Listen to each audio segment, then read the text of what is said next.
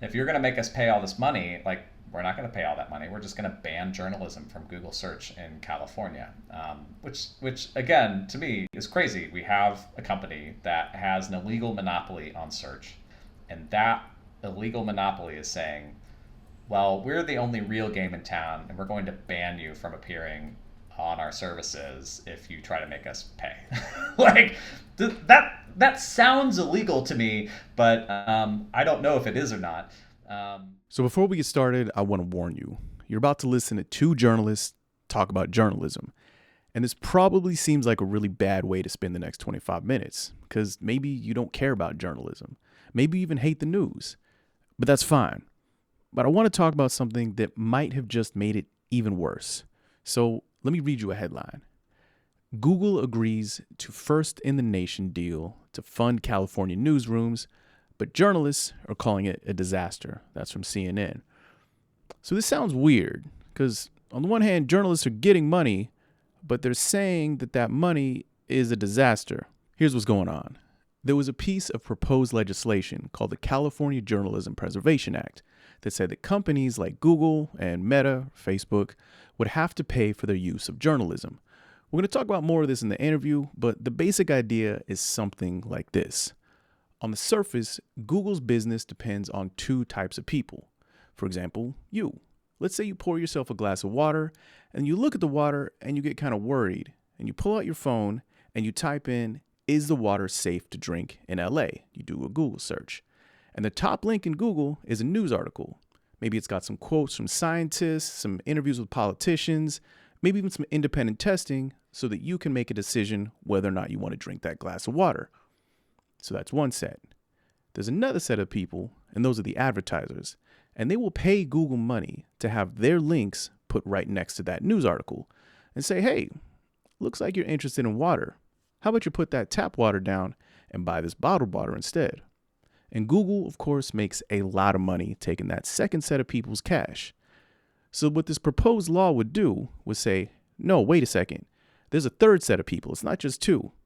The third set is the people who wrote that article about water safety, the journalists. Journalists do the reporting, and you're using journalists to sell ads, so journalists should be getting a portion of those profits. Now, how much money does that mean? We're going to come back to that.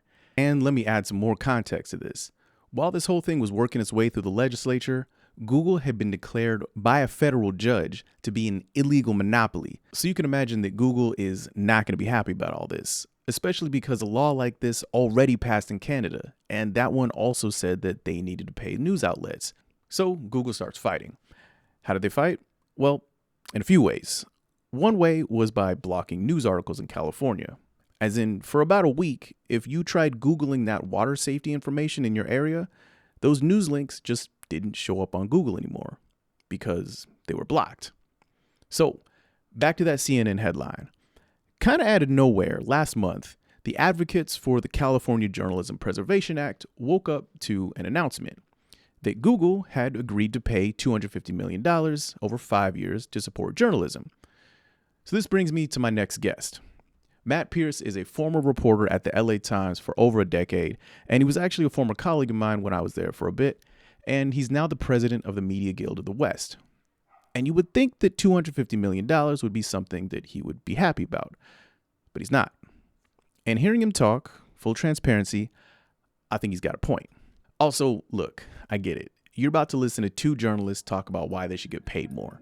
So I want to start with a really central and basic question. Why would anybody care about this if the news sucks anyway? I think that a lot of people feel like news has gotten worse over the past few years. I don't know anybody who thinks the news is better than it was 5 years ago or 10 years ago or 20 years ago or whatever. Do you feel like there's anything substantial to that? And if you were to boil it down, what are the things that are causing that feeling, if it's real to you? I think that's very real to me, and I think, it's for multiple reasons. I mean, part of it's just that, like, there are a lot of very, very talented journalists who can't find jobs, and when you have companies, newsrooms, media companies, whatever they are, when you can't really make money off of what you're doing, you can't pay people well. And when you can't pay people well, you're not going to get like the most talented people sticking around to keep doing the stuff. I mean, you will always have the passionate people for whom this is a life mission, and they will, live out of their car to continue doing reporting. But like that's kind of a minority of the people who are really good at journalism and really good at doing public accountability work. And so part of it's just that like it's hard to pay talented people to do good work. So I think there's a labor problem there. The other thing is that I just think fundamentally, especially like smartphone technology, is just fundamentally hostile in many ways to like really deep enriched learning. Like it's really hard to try to explain to people a complicated policy issue or a complicated controversy that's going on when you're holding up like a little like casino in your pocket that's like constantly demanding your attention and pinging you at all times. A lot of the stuff that we're working on, we're spending many hours or days or weeks or even months to bring you a complicated story, and we're trying to boil it down so it's simple enough that like you can get the gist in like 15 or 30 seconds. And so like that's a lot of work. But even 15 or 30 seconds is a lot of time on your phone. And so I think we're also just it's a lot of time to ask somebody to pay attention to you. You're Yes. fighting for every second. Yeah, as a journalist. Because I am not competing against CNN. I am not competing against New York Times. I'm competing against TikTok. I'm competing against cat videos. I'm like competing for your attention. And like, you know what? Like it's really, really hard to compete for people's attention when you're up against like, the Dragon Show on HBO Max. And that's what we're up against. So part of this is just that like the technology, it's a fundamentally hostile environment for learning. And I say that as someone who's like addicted to my phone and addicted to posting, but like it's just we're all trying to figure out like how can we be really smart and like wise on the floating casino on the river, and that's all of that is just separate from like the monopoly problems, which is more abstract, but like how do you make money from doing this? How do you pay good people to do this? Like how can you build like a middle class career out of being very good at communicating with people? How can you get people's attention when you're fighting the whole world for their attention? There are so many factors here that are set up to defeat like quality journalism that serves the public interest. I think that's where we run into this really difficult situation that we've gotten ourselves into, and you more specifically directly because you've gotten yourself into. Because okay, we've got a service, let's call it a service, journalism. We've got a service that a lot of people genuinely hate, think is bad, think has gotten worse, do not trust. People genuinely avoid it. It's probably better for their mental health. I can't argue with that. And saying we need to pay for this thing that a lot of people don't like and think isn't very good, and we want to make the social media companies pay for it. It's a tough ask, but you push that through pretty far. So tell me about the process of that. And the idea was basically, look, if Google is scraping the information and the news that we create is keeping people on your platform, which is Google, which is Facebook or Instagram or whatever the case may be, then, we're keeping people there so you can keep selling them ads. We're providing a service to you. You're taking stuff from us. You got to give us a chunk of that, right? Is that what's happening here? That was the idea here? Yeah, that's the whole premise, which is that like we're already working for Google for free. So here's the bar tab. So I worked on behalf of my guild. We're affiliated with the News Guild CWA. It's the largest union of journalists in North America. And we advocated and actually lobbied for this legislation and a companion bill over the last 2 years. And it was interesting because, as a reporter, I wasn't exactly somebody who was engaging in the political process as an active combatant, and literally as an activist, for journalism and for journalists. I'll be honest that the other thing that was very humbling for me as a reporter was that I'd come back and I would try to explain the ins and outs of this process and sort of like the weeds of policy to people. And the thing is like, it's like really hard to hold the attention of anybody when you're getting like super in the weeds of like legislation and like policy mechanics and stuff. It's like, here's exactly what this policy does. Here are the implications of this language. Here's like the political whatever. So that all of that was a real learning experience for me.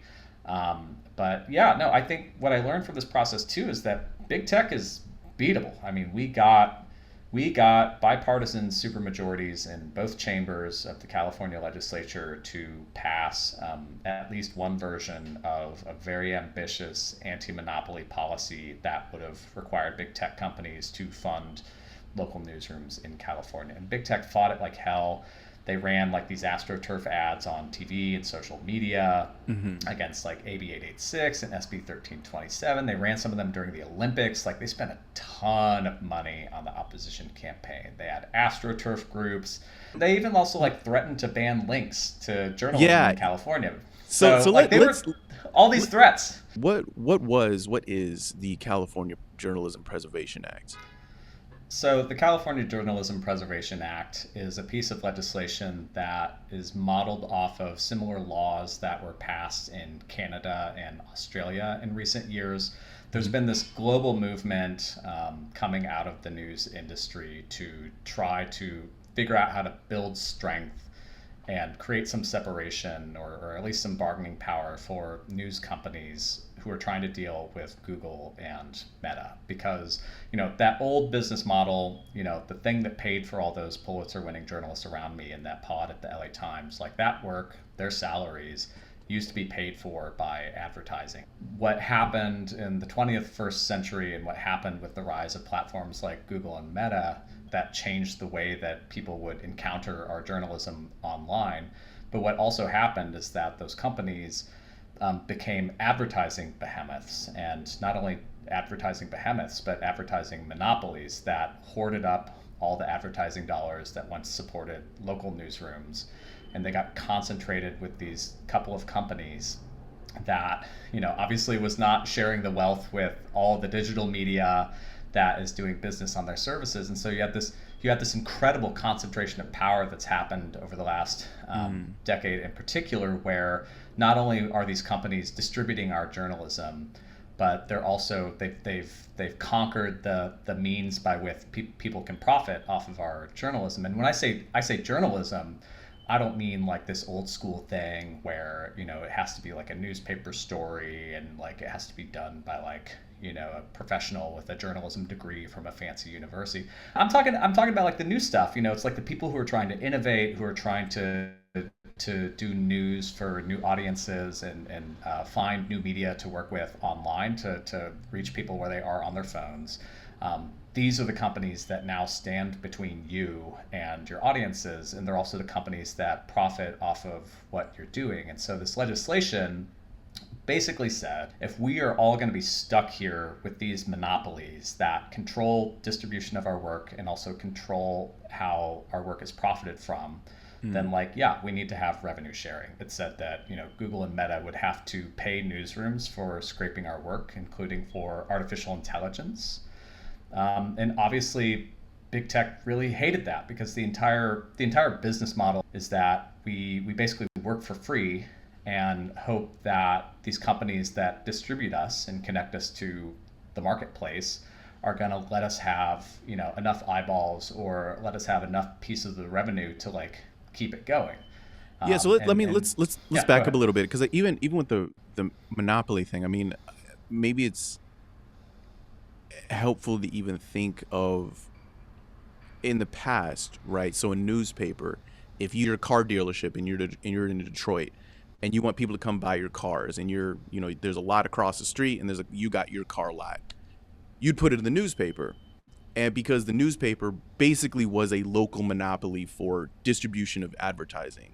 And so you pay some money, I got a car lot, I put an ad in the paper, you got a car lot, you put an ad in the paper. So monopolies, nobody likes monopolies, at least I don't think people like monopolies. And so, you got a local monopoly, but you got a few newspapers, and so maybe it's not a monopoly, but essentially newspapers controlled or were the conduit, for better or for worse, of everything, for information to advertising. And so in some weird way, if the mayor did some really heinous, terrible things, I helped pay for that investigation because I put an ad in the newspaper, and then my friend subscribes to the newspaper. So, money's coming in.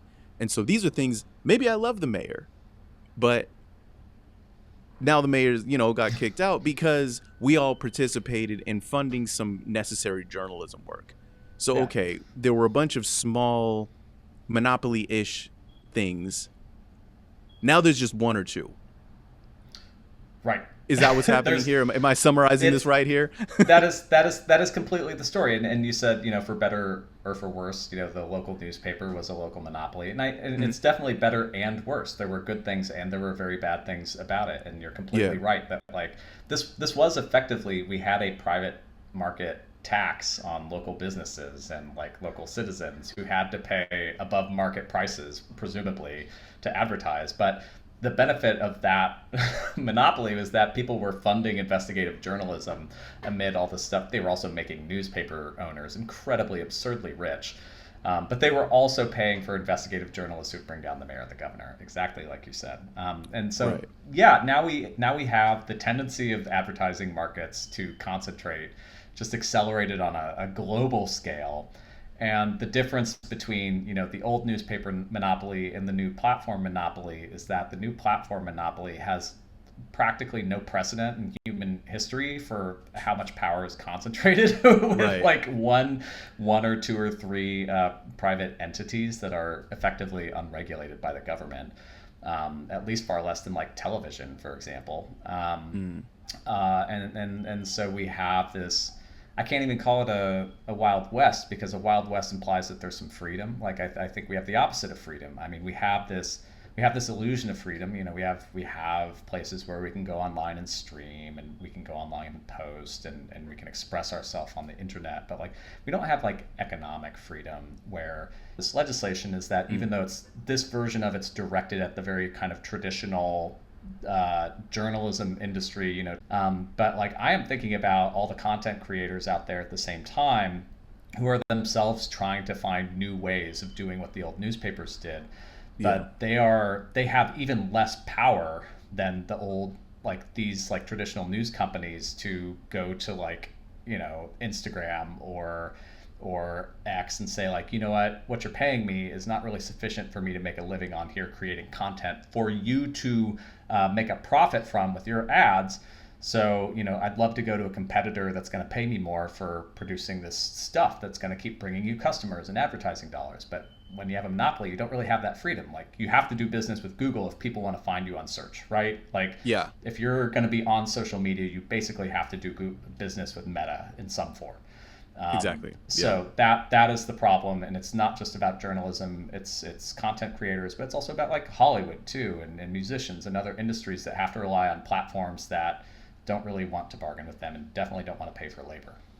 So there's a lot to talk about here, but one of the big things is how kind of strange the process was, and I think what most people have probably seen, and I want to show you this, if they know anything about this, is this headline here. So this is a CNN one right now. Google agrees to first in the nation deal to fund California newsrooms. That sounds great. This sounds great. But journalists are calling it a disaster. You ungrateful jerks. What's your problem? Well, I mean, this is, and me as an outsider, I think this is what I would think. I would think, whoa, Google's giving the newsroom some money, because we know, you and me know this, man. They're gonna read the headline. That's gonna be about it. Yeah. They agreed to something. What happened? So this is absolutely one of those things where the devil is in the details. So you get this big number, Google and the state, they're going to have this $250 million commitment to journalism in California. But this is why you get into the specifics. So a lot of that money is for some incredibly vague AI accelerator project that nobody really understands what it is. And like, I don't know, you tell me. I didn't know that we had a problem with tech companies not having enough money to fund AI stuff, because they seem to be doing pretty well with that already. So it's a bit nonsense, and a lot of the money is tied up with some AI thing.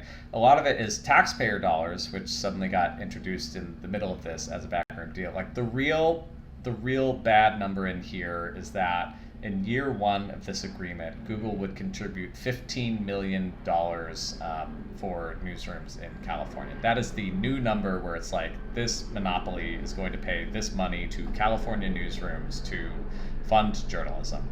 Well, California is a very big state that has a lot of journalists and a lot of newsrooms, and so when you spread 15 million bucks across all those journalists and all those newsrooms, you're not going to notice a cent of it when you're sort of like a working journalist in the newsroom. So it's not a good deal, and it's compared to when Canada passed a similar version of this law last year. Mm-hmm. Canada got Google to agree to pay $75 million per year US to Canadian journalists, and that's for a country with the same population as California.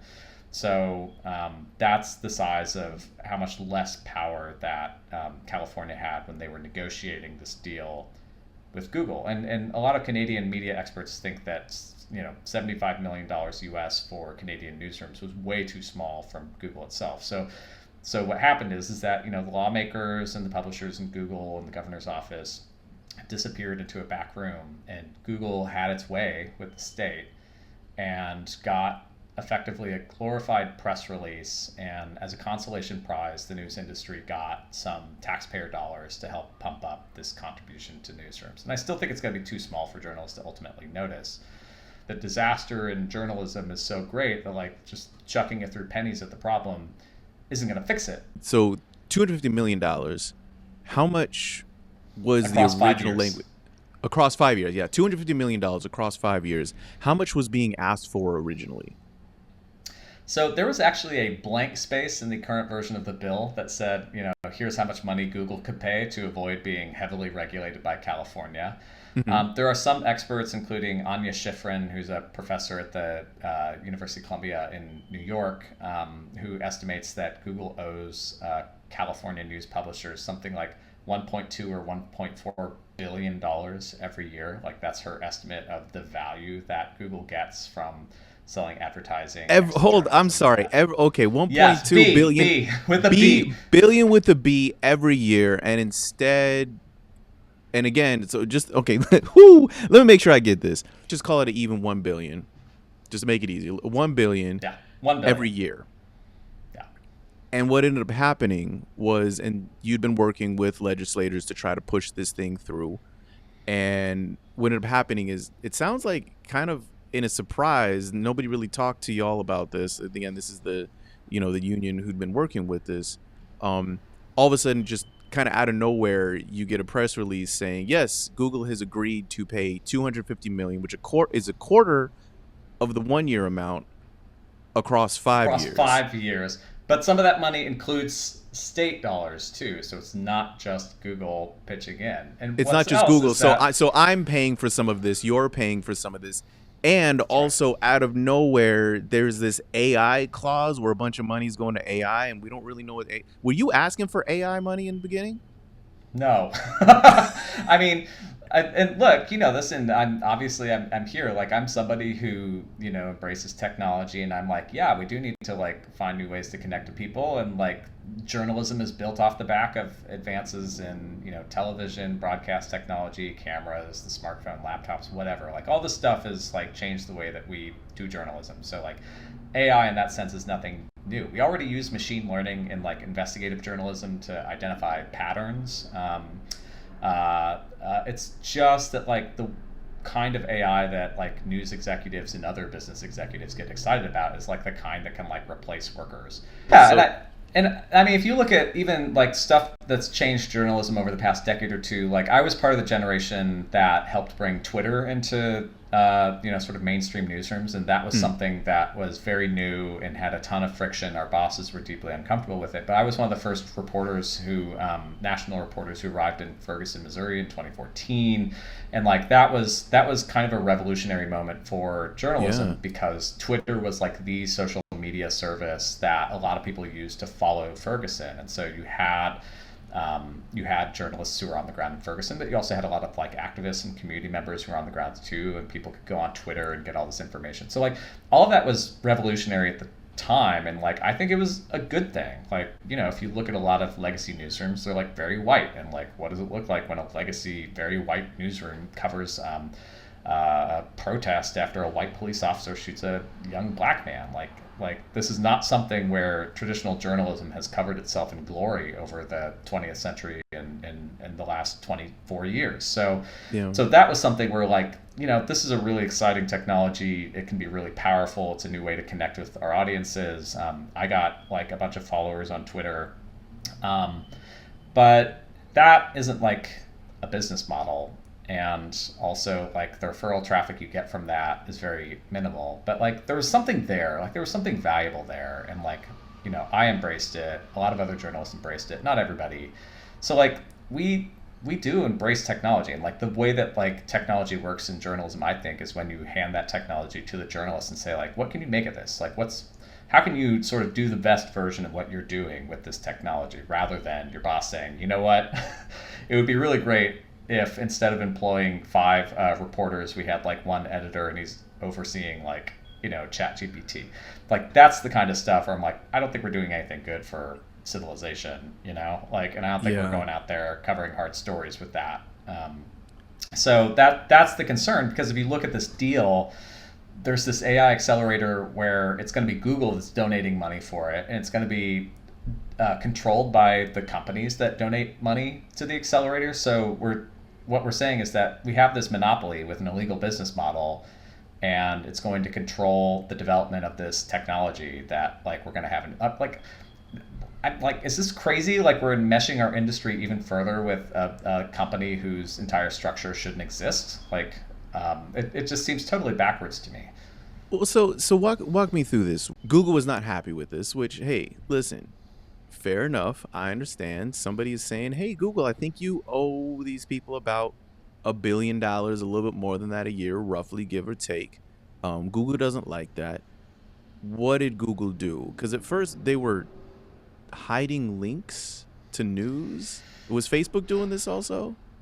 Well, it turns out that when you threaten to regulate a giant corporation that everyone is beholden to, it has one powerful trick, which is that it will threaten to just pull out of your state entirely. So if you're going to make us pay all this money, like we're not going to pay all that money. We're just going to ban journalism from Google search in California, which again to me is crazy. We have a company that has an illegal monopoly on search. So the courts are saying that like there's not a viable alternative to Google, and that illegal monopoly is saying, well, we're the only real game in town, and we're going to ban you from appearing on our services if you try to make us pay. Like that sounds illegal to me, but I don't know if it is or not. But But they that actually was did the this for threat that about a they pulled week, out. right? They Yeah, just they tested removing links because they're like, if you pass this law, it would be shame if something happened to your little journalism industry, and so they started testing removing links to journals. They were just doing censorship to intimidate the legislature. And I will say, actually, like the legislature didn't fall for this. It actually like made some lawmakers really mad. But unfortunately, I don't think Gavin Newsom was so immune. mm. Yeah, I mean, look, there are journalists, or there are organizations who are journalists, who, these are our colleagues, have said actually this sort of legislation would hurt us. And but as you've pointed out, there are journalists who get grants from large tech companies. And is there a potential that it would hurt them initially? That seems fair. No, it's completely fair, and it's the Like same it's dynamic true. too. Like no matter than what, It no matter what, if there is a monopoly here, there you're talking about a very large shakeup here. No matter what, it's a Yes. very big structural change to what has been happening, to the way that we understand getting news. Period. You're asking for something really big here. Oh yeah, and that's part of the problem because you do have the equivalent in journalism of like the very small publishers, and the money appears in the form of like a $20,000 grant from the Google News Initiative or something like that, and a lot of times it's not like a massive pile of money, but like when you're a small publisher and you're running a startup digital newsroom and you're already operating in a broken marketplace, you're already operating on a service that is not fair and that is not going to compensate you fairly for the work that you're putting on there. And then that service comes along and says, hey, we want to help you be a better publisher. We're going to give you a $20,000 grant. That's going to give you a little bit more breathing room. We're going to Yeah. help you sort of look at ways that you can improve your business. And I think that's how it works. And the thing is like, I think a lot of publishers find that sort of assistance really helpful. The problem Mhm. is like that 20 grand is a lifeline that turns into a leash as soon as the monopoly is facing some regulation. And so, along with Google testing banning links in California and threatening to ban links in California, which these folks are the most exposed to because they don't have the newspaper, they don't have the TV station, they don't have a part of their business that's shielded from the monopoly, away from the internet. Like Right. they are the most exposed to the monopoly. Like a The small, monopoly turns like website only. All they have is a website. Yeah. this is all you've got, and the monopoly is not only saying like, well, if we have to pay for your journalism now, we're just not going to feature you anymore, and you're going to have no way to like contact the outer world. And then the other thing is like, well, maybe we'll pause these little grants until we have some regulatory certainty in the journalism community. And so it's really like it's a twofold punch where they have terrorized small businesses into effectively becoming their lobbyists, and they are their most effective defenders. And I think the problem is that I think these small publishers are acting completely rationally. Like for them, like it's hard for them to imagine beating a $2 trillion company. They're a small business; they can barely even make payroll from week to week. So Yeah. they think they're going to beat this giant company that runs the internet. So that is Yeah. the position that a lot of small publishers are in, and I think they didn't want this fight. They've opposed it. They will probably be the winners of an agreement where Google is not regulated for now, but that's only until Google perfects the AI technology that's developing that will completely obliterate the internet of hyperlinks as we know it. So this may be a victory like this month, but it may not even be a victory for this year. So I'm giving a talk pretty soon to some university students, and but they're in a totally different state. So these are students who I would say primarily probably get a lot of their news where a lot of us get our news, which is social media. Um, they're not in California. Maybe this doesn't affect them. What would you say is the importance or is the effect of something that's happening all the way in California to somebody who's, you're out on the East Coast, you're in Middle America, you're wherever? What does this mean for you? Is this a precedent? Is this a good sign? Is it a bad sign? What is it? I think journalists should be really worried about what just happened in California, and not just the journalists in California, because California often leads the nation when you're talking about taking on really ambitious and Hmm. complex regulations. Well, back up. Talk to me But about regular people. We all hate journalists, man. You know how this goes. Who cares about the well, journalists? the problem is that people, all sorts of people depend on the information that journalists find and produce even when you're not consuming journalism directly, because the influencer that you follow or the content creator you follow is reading the news, or your neighbor is reading the news, or your mayor Mm. is reading the news. All of us benefit in very indirect ways from journalists out there asking hard questions, keeping an eye on things, busting corruption. And just like when those people lose jobs, you may not even notice it. Like the paper may not even write in its own paper that, there's been another big layoff in the newsroom. But like when those people don't have jobs, it's like you don't have quality information coming into the ecosystem. And this is very much a garbage in, garbage out situation. And unless you can get a reliable way to employ journalists who at some point are producing work that somebody's reading and telling other people about, I just think everything is going to keep getting worse until we get really serious about intervening and saying, like, yeah, we need some high quality information. Like, we do need to have a digital information economy for the future, and we need something that is going to meet people where they are. It's going to adapt to like the way that people communicate in the 21st century, not in the 20th. But like, that is going to need some regulation, because otherwise we are just going to be swimming in this little toilet, and it's we're only going to get flushed farther and farther down the hole until somebody does something, because labor doesn't pay for itself, my friend. You think you're doom scrolling now? Just you ain't wait. Seen nothing yet. Walking outside is gonna be the new doom scrolling. It's gonna be like touch grass. Nah, man, go outside and doom scroll IRL. Matt, thank you so much. I know you're doing the newsletter thing. What's the next move for you? What should people be looking for from you? Well, I have to figure that out. I was doing all this as an unemployment project. I was getting my union negotiated severance from the LA Times to do this lobbying and advocating for journalists. And my last severance check, I think, was last week. So I am officially super unemployed now. So I have no idea what I'm going to do. And I did just piss off some of the largest companies in America. So I assume my employment opportunities have gotten a little bit narrower after this. But it was for a good cause. I don't regret a thing. I am working with optimism, and I think everyone else should too, because we can win. I know that we can win. I think it's possible. We just have to keep trying. You fought. There's a reason why David and Goliath is an interesting story in the Bible, because usually that doesn't happen. Well, it's only an interesting story because David won that time. So that's what I'm saying.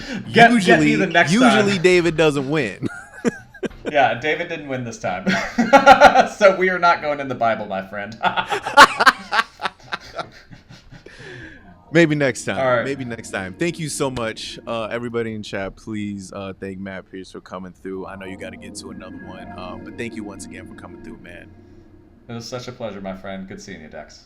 Easy. Outro to this one.